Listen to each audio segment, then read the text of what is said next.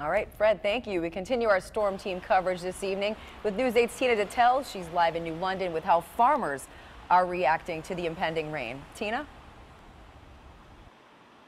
Erin, we've all heard of too little, too late, but with all the heavy rain expected, this may be a case of too much, too late. Now, the farmers we spoke to all say that their main growing season is over, but there are still some crops in the field, like these pieces of corn, these ears of corn, which because of the drought are so small but have some pretty good kernels in them. And they're worried for these, they're worried about damage.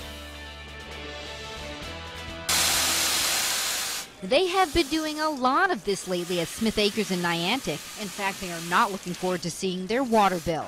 So you'd think Wednesday's rain would be a welcome sight. It's not going to do a whole lot of good for our crops, and hopefully it won't do a lot of bad.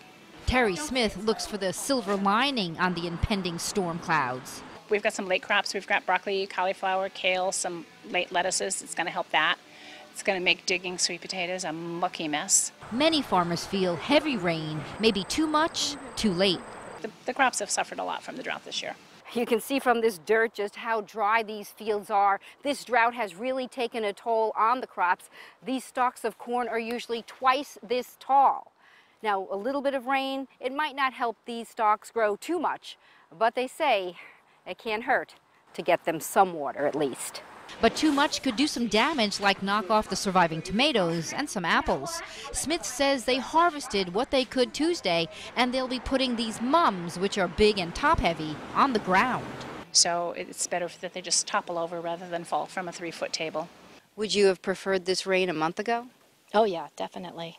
Mary Foster would prefer a slow soaking rain at her old orchard farm. She too is worried about the fruits of her labor falling onto the muddy ground. The ground is so dry that it's not going to have a chance to soak in, and there's going to be a lot of, I believe there's going to be a lot of flooding. Of course, it's not just farmers who are worried about the flooding. Again, they do want to see some rain. They just don't want it to be too heavy, and they don't want it to be too windy out there. We're live in New London. Tina Detel, News 8.